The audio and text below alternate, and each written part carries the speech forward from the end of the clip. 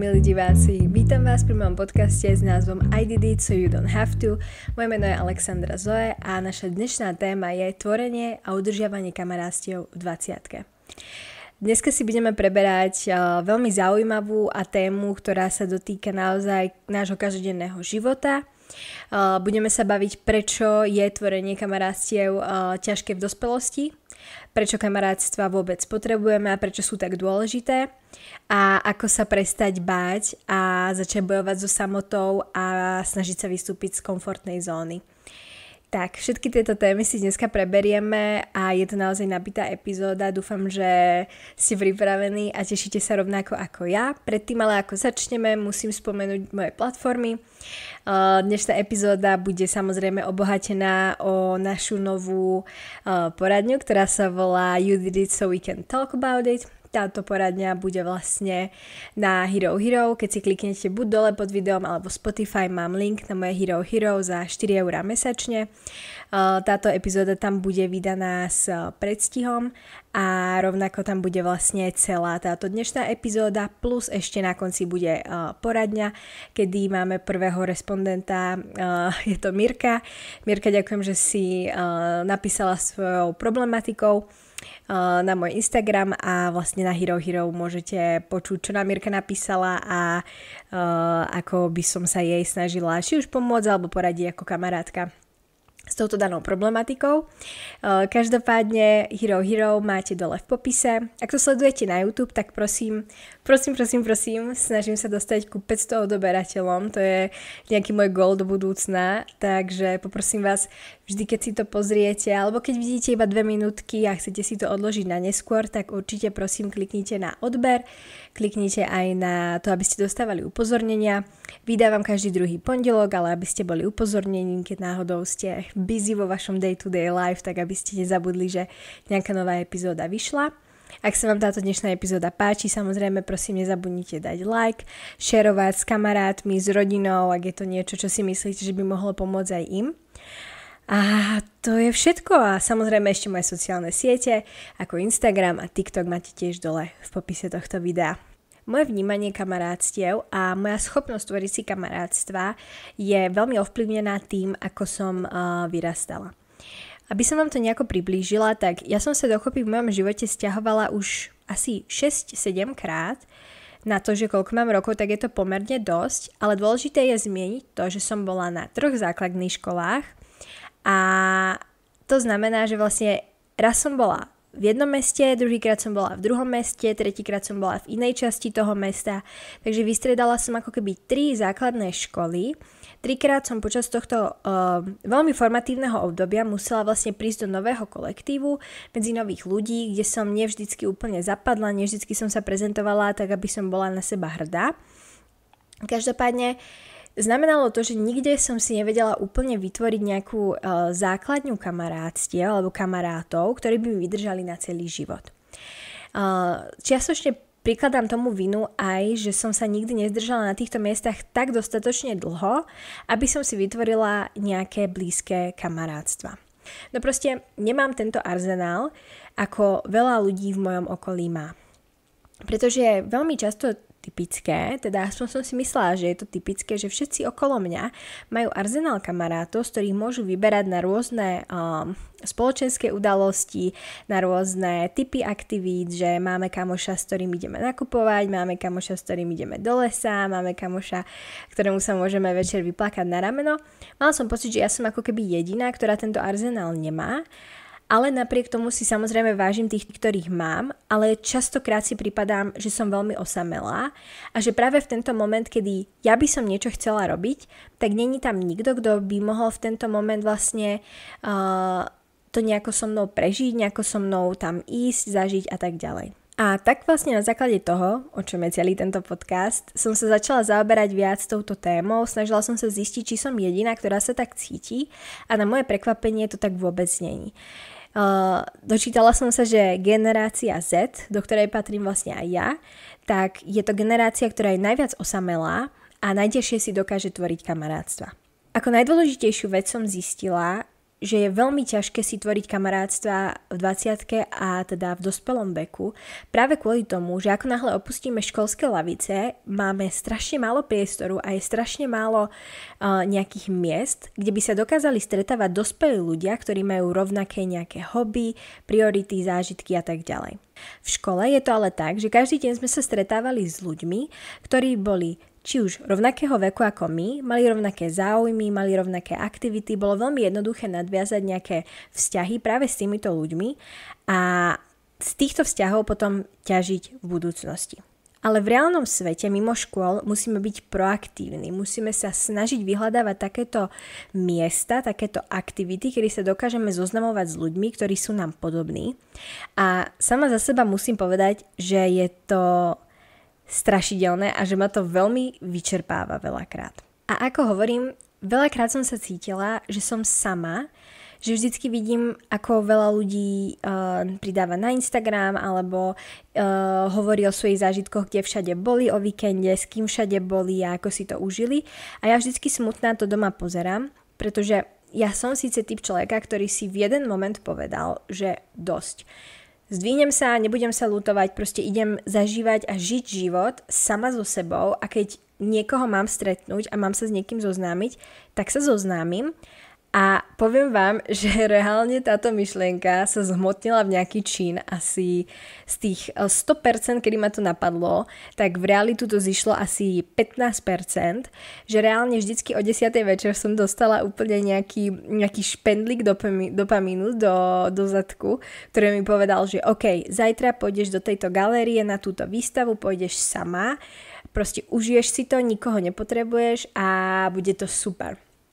Na druhý deň ráno som sa zobudila a už som nebola taká energeticky nabitá, že idem do toho sama a strašne veľakrát som ako keby nežila svoj život, pretože som nemala niekoho vedľa seba, s kým by som to mohla zdieľať. Na konci dňa sme sociálne tvory, ktoré si zakladajú na tom, že potrebujú s nejakým zdieľať či už svoje emócie, svoje myšlienky alebo proste iba čisto nejaké chvíle prítomnostné. Takže som na jednu stranu ako keby mala pre seba pochopenie, že OK, Alex, môžeš sa poľutovať, že sa cítiš sama, pretože sama do nejakej miery si.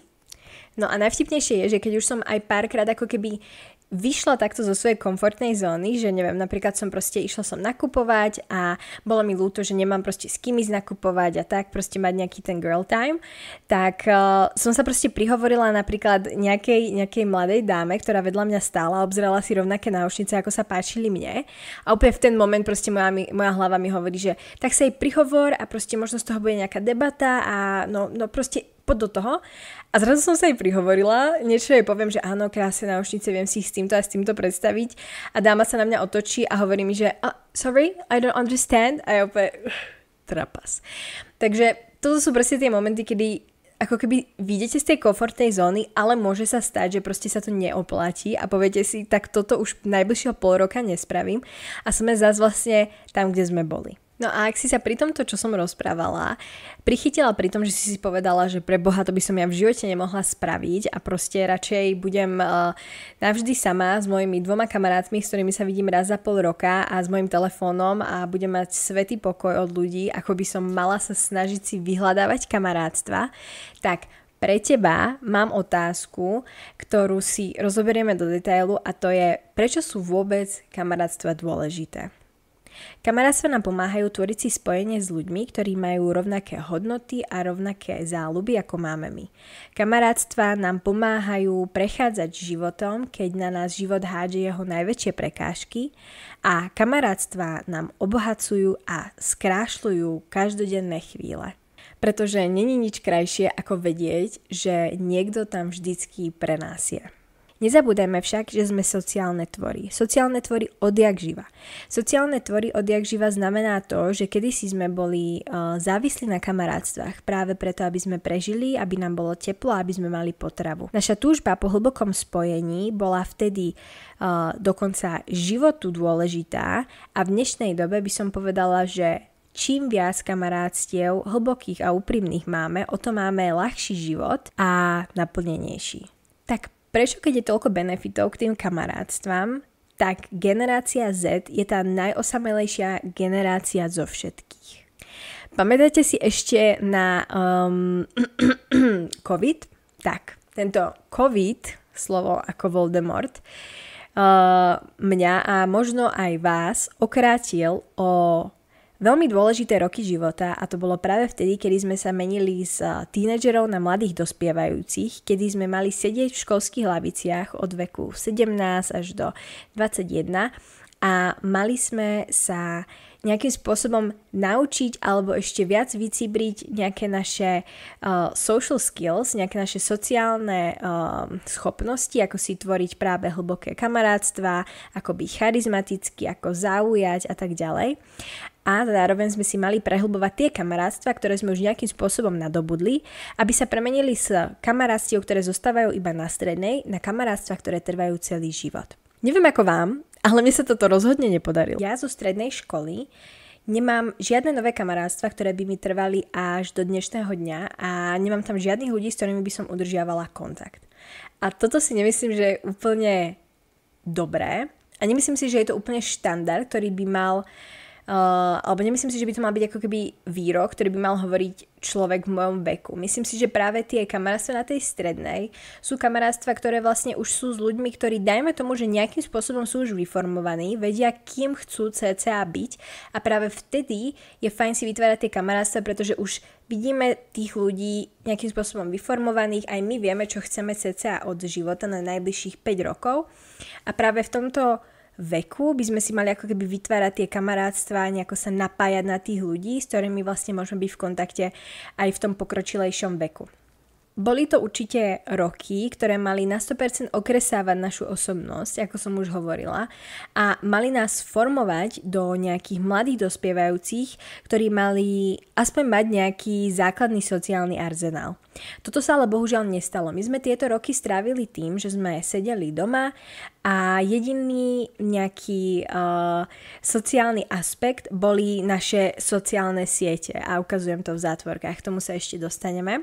Ja som sa v tomto období, kedy už sa COVID, dajme tomu, že chýlil ku koncu, tak odsťahovala do Prahy. Takže prišla som do Prahy, prišla som do prostredia, ktoré bolo úplne nové, medzi úplne novými ľuďmi, ktorí mali aj trošku inú teda kultúru, bola som predsa len cudzinka, aj keď je to v rámci Československa. Takže dajme tomu, že som si ako keby aj napriek tomu covidu vytvorila nejaký veľmi pekný skokanský mostík, kedy som v novom prostredí mala naozaj šancu si spraviť nejaké nové závazky, nejakých nových kamarátov. To sa ale bohužiaľ nestalo a ja to čiastočne dávam za vinu aj tomu covidu, že ma to naozaj ako keby odnaučilo vedieť komunikovať efektívne s ľuďmi. Ja si myslím, že jedna moja silná stránka je to, ako viem komunikovať, ale zrovna v tej dobe som bola úplne ako keby proste paralizovaná, že som nedokázala hovoriť v súvislých nejakých vetách a nevedela nejako zaujať ľudia a nejako vyjadriť to, kým som, aby mi nejakým spôsobom aj oni imponovali a mohli sme si vytvoriť nejaké kamarátstvo. Takže naozaj po 3 rokoch ja som si jediné kamarátstvo, ktoré vedela vytvoriť, bol môj vzťah. Takže aj napriek tomu, že som vlastne bola hodená do úplne novej situácie, úplne s novými ľuďmi, kde som prišla do obrovskej firmy, kde som sa zamestnala, kde naozaj som mala ako keby priestor so strašne veľa ľuďmi sa zoznámiť a vytvoriť si nejaké hlboké vzťahy, tak nemôžem povedať, že by som si tam ako keby vytvorila aspoň jedno nejaké prehlbené kamarátstvo alebo našla kamaráta v mojom veku. A mňa teraz strašne zaujíma, že či som bola jediná, alebo mali ste aj vy problém sa nejakým spôsobom začleniť po covide. Zaujímam, či ste mali problém sa začleniť napríklad aj do nejakej skupiny kamarátov, ktorú ste mali pred covidom, ale tým, ak ste sa proste strašne dlho ako keby nevideli, tak či ste mali problém nejako komunikovať, nejako byť otvorený, pretože ja mám fakt osobne pocit, že z toho ako strašne som bola extrovertná pred tým covidom, tak sa zo mňa stal nejakým spôsobom proste z veľkej časti introvert, ktorý v sociálnych situáciách za normálnych okolností pred covidom proste vedel vždycky vykorčulovať, vždycky nadviazať nejakú reč, tak sa zo mňa stal človek, ktorý bol úplne zablokovaný v nejakej sociálnej v nejakom sociálnom settingu a mňa veľmi zaujíma, či ste to mali napríklad tak aj vy, že ste mali naozaj ako keby pocit, že nejakým spôsobom proste ste stratili nejaké tie sociálne skills a že ste nevedeli úplne sa začleniť do spoločnosti, alebo práve naopak bolo to pre vás veľmi jednoduché a boli ste strašne radi, že vidíte svojich kamarátov a proste prirodzene ste sa vrátili do tých starých kolají, ktoré ste mali predtým. Ale COVID není jediný dôvod, ktorý z nás robí najosamelejšiu generáciu. Môžu za to aj naše sociálne siete, čo ukazujem v zátvorkách. A je to práve kvôli tomu, že tieto sociálne siete, ako som už v minulom diele rozoberala, nám zaručujú stále to, že sme stimulovaní. A my ako generácia sme overstimulated, po anglicky je to strašne dobrý názov, ale po slovensky je to otrasné, ale preložím to, že sme prestimulovaní, strašne moc stimulovaní, neviem ako to mám povedať, každopádne to znamená to a zhmotňuje to, že sa stále ponáhľame. Stále sa ponáhľame z miesta na miesto a jediný moment, kedy sa zastavíme, sadneme si, tak aj to je moment, kedy chytíme do ruky telefón, zapneme televízor, pustíme si seriál a vlastne ešte ďalej nedávame tomu telu a tomu mozgu čas na to, aby sa posadil, bol v tichu a nič nerobil, my proste stále musíme niečo prijímať, stále sa musíme niekam ponáhľať, stále musíme proste nejako stresovať to naše telo a tú našu myseľ.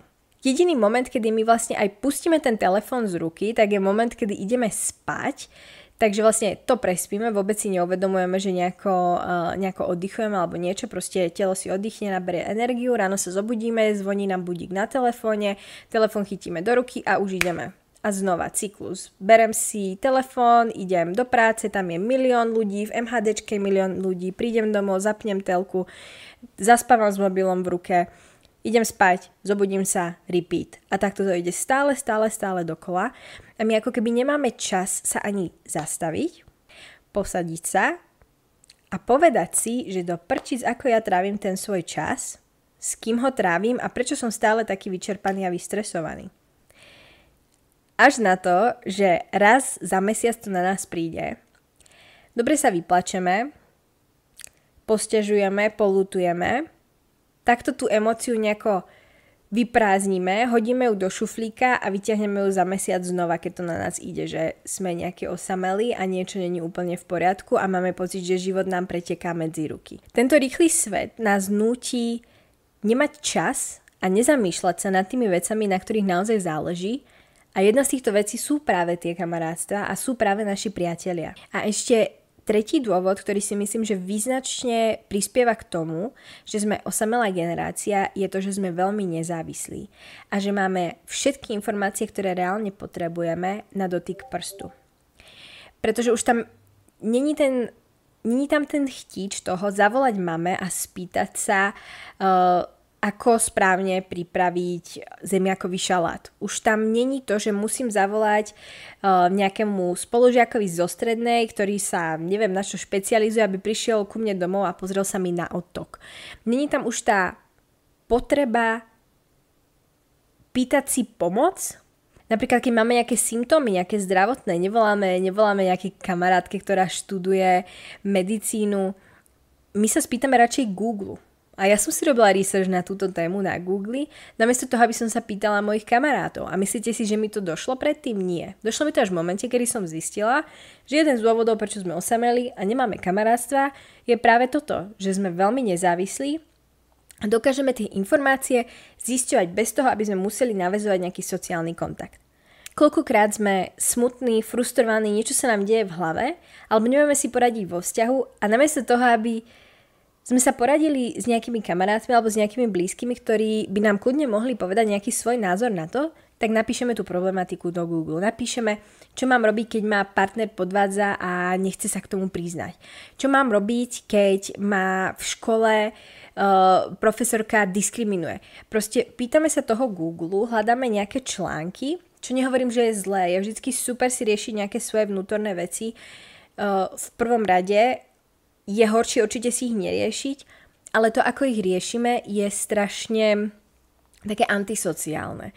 Nevytvára to žiadny pocit úprimnosti, žiadny pocit otvorenosti a na konci dňa ani nás to nemôže úplne uspokojiť, pretože ja sama za seba musím povedať, že ja hociaký problém, keď si vyrieším cez Google alebo cez hociaký nejaký externý vplyv, tak aj tak tam mám tú potrebu to zdieľať s niekým, čo som zistila a niekomu o tom porozprávať. Ja som v tomto strašne komplikovaná a dlho som bola a myslím si, že už je to trošku lepšie, ale ja som bola typ človeka, kedy som vždy, keď ma niečo trápilo, tak som to strašne dusila v sebe a snažila som sa to nejako vyriešiť sama a ani vlastne by ma nenapadlo zavolať v momente, kedy ja neviem odpoveď a neviem riešenie niekomu blízkemu, aby mi s tým pomohol. Ja som vždycky vedela sa vlastne otvoriť až v momente, keď som to mala vyriešené a povedať, ja inak minulý mesiac toto a toto ma trápilo, ale už je to dobré, v pohode, môžeme ísť ďalej.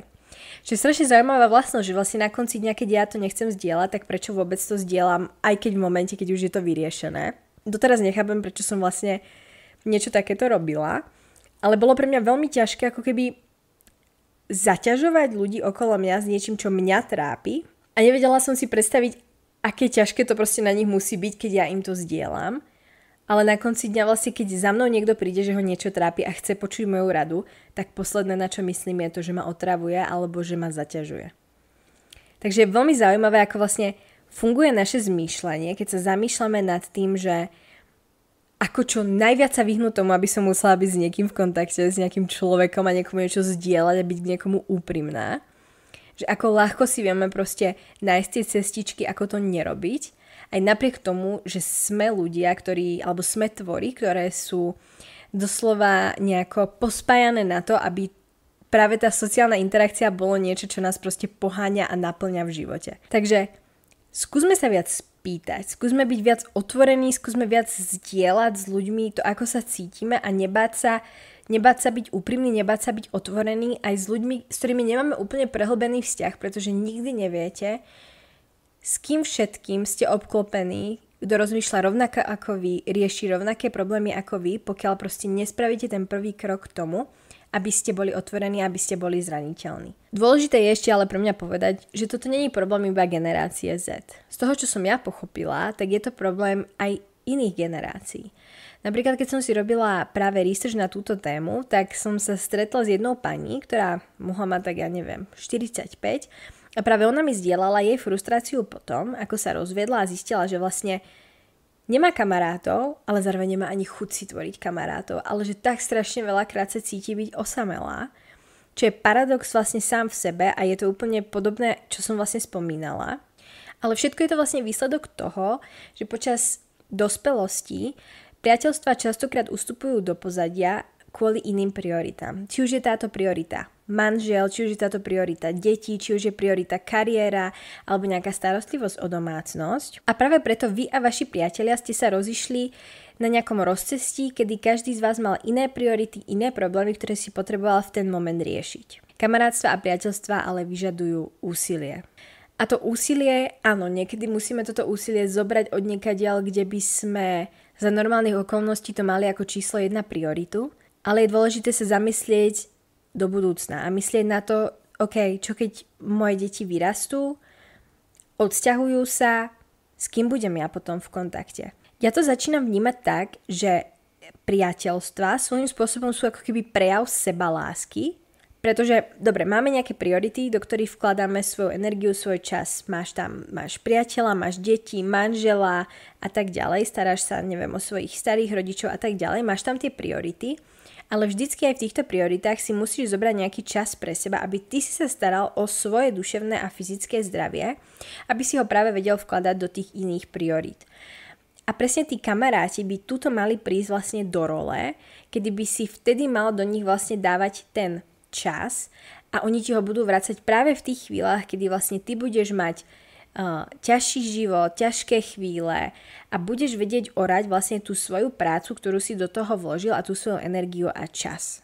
A to ma prináša k otázke, čo môžeme my spraviť na to, aby sme lepšie vedeli udržiavať kamarátstva. Jeden dôležitý bod a to je štruktúruj svoje kamarátstva ako svoj vzťah. Aspoň ja to mám tak vo svojom vzťahu, že sa snažíme plánovať si aktivity vždycky, dajme tomu, raz do týždňa. Raz do týždňa budeme robiť niečo spolu, čo bude nové, alebo čo bude proste zaujímavé a toto je čas, kedy ho budeme tráviť spolu. A keď toto vlastne prenesiete túto nejakú filozofiu do tých kamarátstiev, tak si musíte ako keby normálne zapamätať tých ľudí, že s nimi musíte tráviť čas. S partnerom si vždycky plánujete plány, čo budete robiť tento týždeň, čo budete robiť o mesiac, kam pôjdete na dovolenku. Vždycky investujete čas a energiu do toho, aby ste rozširovali nejako spoločne svoje obzory. Skúste to takto štrukturovať rovnako aj vo svojich kamarátstvách. Veľmi často kamarátstva berieme ako takú vec, že áno, mám takého kamaráta, ozvem sa mu, keď proste som sama, raz za čas ma to napadne, napíšeme si, lajknem mu storku, whatever. Keď s takouto logikou sa pozeráte na tie priateľstvá, tak sa vôbec nedivím, že sa pozeráte na tento podcast, pretože you need it, trust me. A musíte skúsiť túto psychológiu preniesť práve do tých kamarátstiev, pretože veľakrát tie kamarátstva vydržia dlhšie ako tie vzťahy, ktoré máme teraz milostné. A hlavne v tomto veku. Knock on wood, musím si zaklopkať. Hello! What's up? Hop!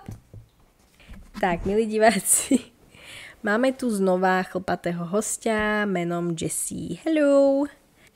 Pardon za technical difficulties. Dôležité napríklad si spomenúť, že OK, dobre, každý mesiac sa musíme stretnúť s touto kamarátkou, vyhradíme si nejaký čas, budeme objavovať nejaké nové miesta, alebo proste budeme spoločne chodiť raz do mesiaca na nejaký keramický kurz. Proste niečo, čo vás obidve bude naplňať a pre obidve to bude mať nejakú výpovednú hodnotu.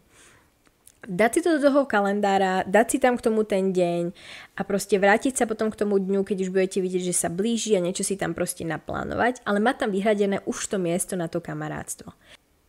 Na druhú stranu, ak máte kamaráta, ktorý je stále nejakým spôsobom zanepráznený a potrebujete ho nejako proste dostať z tej svojej bubliny, aby proste konečne sa vám venovala, viete, že aj tomu človeku to prospeje, ale proste teraz sa, sústrediť na nejaké iné veci a proste potrebujete ho z toho vyťahnuť, naplánujte nejaký výlet. Pre Boha, naplánujte nejaký výlet, čo viete, že proste sa tej osobe bude páčiť a už treba tú osobu postaviť pred hotovú vec. Ahoj, počúvaj, proste za 2 týždne tam a tam by sme mohli spoločne ísť. Chceš ísť, nechceš ísť a uvidíte, že proste veľakrát práve takéto spontánne veci budú tie, čo vám ukážu, že proste nie je to až také ťažké, ako si myslíme, s tými ľuďmi prehlbovať tie kamarátstva. Tak aby som to ešte jednoducho nakoniec zhrnula, tak myslím týmto, že je veľmi jednoduché sa nechať strhnúť stresom a rýchlosťou dnešného sveta. Ak si máš problém nejako myslieť na svojich kamarátov, pretože si strašne busy a máš toho veľa, tak si napíš tie schôdzky alebo tých ľudí do tvojho nejakého týždenného, mesačného to-do listu, aby si na nich nikdy nezabudol a vedel, že to je jedna z tvojich priorít. A milí poslucháči, dostali sme sa do finálnej časti a to je, čo môžeme spraviť, aby sme sa naučili tvoriť kamarátstva. Spýtam sa nás, kedy sa cítime byť najviac sebavedomí a naplnení? No predsa vtedy, keď robíme niečo, čo nás baví. A, milí zlatí, to je presne to, čo ja by som vám poradila a čo aj ja musím implementovať do svojho života. Pretože ja toľkokrát vám tu niečo nakvákam a potom vlastne to vôbec nerobím v praxi. To bolo veľké confession, priznanie z mojej strany. Každopádne, zdvihni zadok, zvihnem ho aj ja a choď robiť to, čo ťa baví. Choď robiť to hobby, nad ktorým rozmýšľaš už 3 mesiace, že sa máš zapísať na nejaký kurz kulinársky. Choď si kúpiť tú knihu a sadnúť si niekam proste do parku s kávou a iba sa pozerať po ľudí okolo a keď nájdeš niekoho, kto ti príde sympaticky a usmeje sa na teba, tak sa mu prihovor. Nebojme sa vychádzať von zo svojej komfortnej zóny a špeciálne v priestoroch alebo v situáciách, kedy sme obklopení ľuďmi, ktorí veľmi pravdepodobne majú radi tie isté veci ako my. Pretože sú na tom kurze s tebou, chodia cvičiť do toho istého fitka ako ty. Proste nebojme sa vytvárať si kamarátstva v takýchto priestoroch. A verte mi, že iba ladný úsmev s krivými zubami dokáže na niekoho zapôsobiť natoľko, že proste vznikne z toho nejaká debata, vymeníte si Instagramy a zrazu už ani nevieš, ale proste ste, 3 mesiace v kamarátstve a chodíte každý týždeň spolu cvičiť, čítať si do parku a tak ďalej. Takže začni chodiť na koncerty sama, začni chodiť do galérie sama, začni chodiť na krúžky sama, na školenia sama. nebojte sa vyhľadávať situácie, ktoré sú typicky spoločenské, nebojte sa do nich chodiť sami, s tou myšlienkou, že si tam chcete vytvoriť nejaké vzťahy. Super tip je ešte prihlásiť sa na dobrovoľnícke práce, ak vás niečo zaujíma, ako napríklad vyčistenie odpadu. Jeden skvelý tip je ešte prihlásiť sa na nejaké dobrovoľnícke práce, či už je to venčenie psov v útulku, alebo môžete chodiť zbierať smeti niekam do lesu. Ak vás zaujímajú nejaké takéto environmentálne alebo čisto iba nejaké humanistické práce, tak určite aj tam nájdete nejakých ľudí, ktorí rozmýšľajú rovnako ako vy a majú rovnaké hodnoty ako máte vy. Ďalší tip je, že sa nebojte využívať tých vzťahov, ktoré už vo vašom živote vytvorené máte. Môže to byť, že sa zoznámite s kamarátkou vašej kamarátky, pretože stále rozpráva o nejakej Mirke, ktorá je strašne super a vy ju chcete tiež spoznať. Takže môžete práve takto si vytvoriť nejaké kamarátstvo. Alebo váš partner má nejakú partiu, s ktorou chodí, ja neviem, každý piatok hrať bowling, tak choďte s nimi tiež. Nehambite sa vypýtať si, že sa chcete zoznámiť s nejakými ľuďmi, o ktorých sa vám páči, ako rozprávajú vaši blízky a tak ďalej. A toto je tiež skvelý spôsob, ako si nejakým spôsobom nájsť nových kamarátov a rozšíriť si obzory. A v neposlednej rade začneme využívať tie naše nesociálne siete na to, aby boli sociálne. Ja mám toľko ľudí, ktorých si dokážem v hlave vybaviť pri tejto poslednej nejakej rade, ako si vytvoriť nové kamarátstva, a to je: nehambite sa pozvať ľudí von do reálneho sveta, ktorí sa vám páčia na Instagrame. A to nemyslím chlapcov, ktorí sa vám tam páčia, hej, s tehličkami a podobne. Pozerám sa na teba, Anička, viem, že ťa to napadlo. Každopádne jedná sa mi o tých ľudí, ktorí zdieľajú nejaké veci, ktoré vám prídu vtipné, alebo zdieľajú nejaké veci, ktoré vám prídu zaujímavé, proste nejaké obrazy, nejakú módu, nejaké veci, ktoré proste vám imponujú a poviete si: wow, toto je zaujímavý človek. Takže namiesto toho, aby sme vždycky tam iba lajkovali tie príbehy, ktoré pridávajú, tak sa proste nebojme a skúsme ich pozvať von, napísať im, že ahoj, počuj, páči sa mi nová kniha, ktorú čítaš, ja ju čítam tiež, nech si sa stretnúť a proste porozprávať sa o tom, čo ti dala a tak ďalej. Vymýšľam si úplne fiktívne scenáre, ale ty veľmi dobre vieš, na čo ja narážam. Veľmi dobre vieš, že sú tam ľudia, ktorí sa ti páčia, tým ako sa obliekajú, vyjadrujú, aké majú, neviem, politické názory. Môže to byť hocičo. Neboj sa, napíš, za to nič nedáš, pri najhoršom si ťa zablokujú. Ale to už sa potom na mňa neodvolávaj. To ja za to nemôžem. Ja ti strašne moc ďakujem, že si sa pripojil ku druhej epizóde, druhej season, že si späť, že ma podporuješ.